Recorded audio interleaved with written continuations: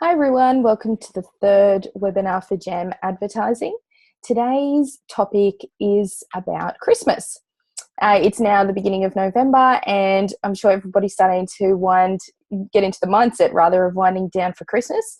But it's really important to have a think about what you'd like to do for your clients or referrers at this time of year. So there's a couple of different aspects that you can take when you're looking at what kind of Christmas activities you'd like to do. Firstly, you could run an event, and that's just a nice drinks or get together where you might invite your referrer network, you might invite your clients that you're seeing regularly, you might include people who you'd like to receive some referrals from, or some people that you've just generally done business with. What can work really well is an early evening, just drinks and canapes. And somewhere that's really easy to get to, that has parking, and might start at 4 and say go till 7 p.m. so people can have a little bit of an early mark from work but not be home too late, and you're able to wind it up a little bit early too. So events can be really a really great way of just wrapping up the year, saying thank you to your client base, thank you to your referrer base, thank you for just supporting your business throughout the year, and just ending the year on a positive. It can be also really good for people who maybe you haven't had a chance to catch up with during the year, and it gives an opportunity at that point just to say hi, and even if they're unable to come, just to be invited is often a nice thing. So Christmas drinks, really easy way, and doesn't have to be too costly. The next thing is Christmas cards, and there's some really polarizing views on whether to send Christmas cards or not. Some people absolutely hate sending them, think they're a waste of time, think they're a waste of time to receive them. And others really think it's just a very thoughtful thing to do. And there's not enough mail that comes through in physical form anymore. So it's always nice to receive something. So with Christmas cards, whether you decide to send them or not, that's your personal choice for your company and your business and your network. But if you do decide to send them, just a couple of things to note. Make sure you include everybody in the list. Don't just prioritize Christmas cards.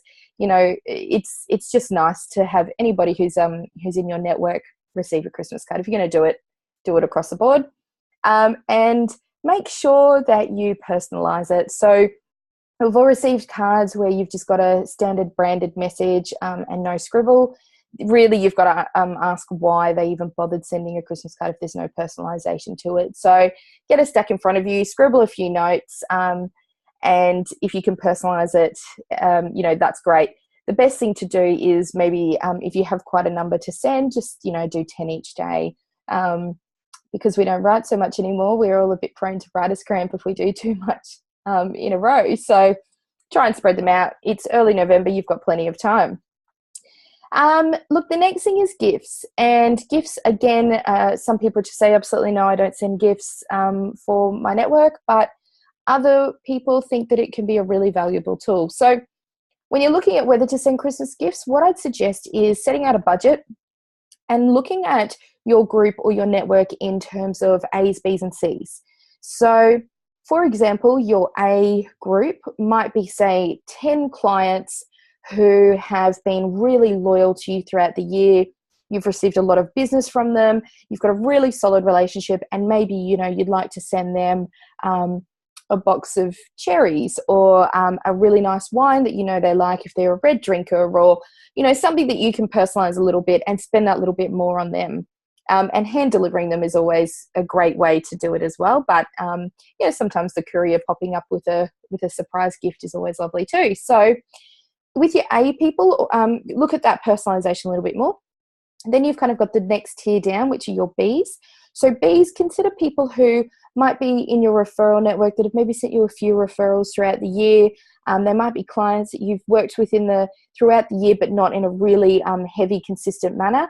But you really want to acknowledge them for what they have contributed for the year and say thank you and acknowledge that relationship.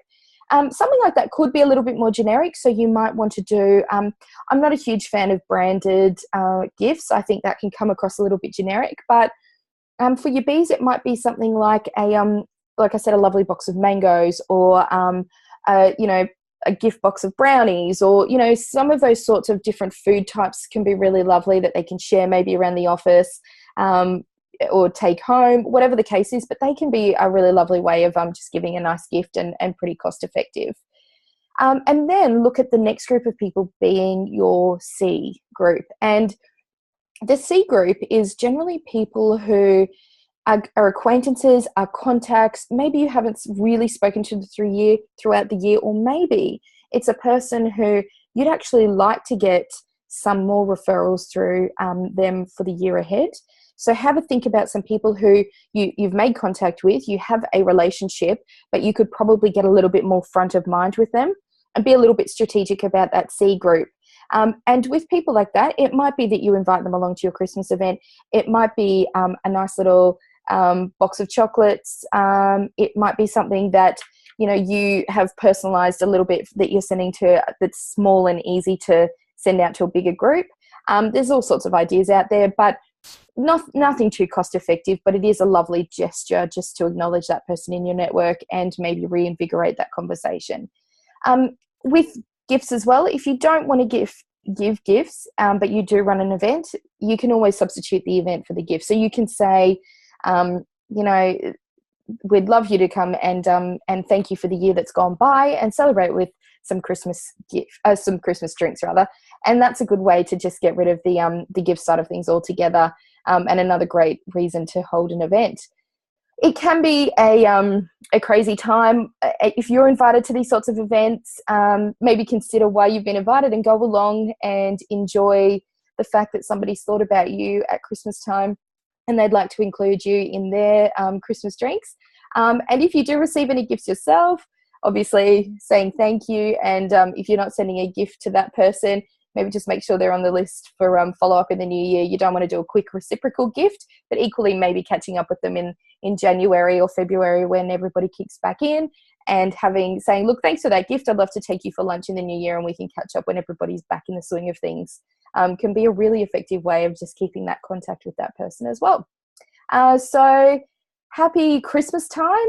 It's only 6 or so weeks to go, and now's the time to really get planning with all of this business development Christmas activity and make the most of this fun time of year. Thanks very much for watching. And if you want the notes from this, make sure you email jam@jamadvertising.com.au and I'll email you through my transcription of notes. Thank you.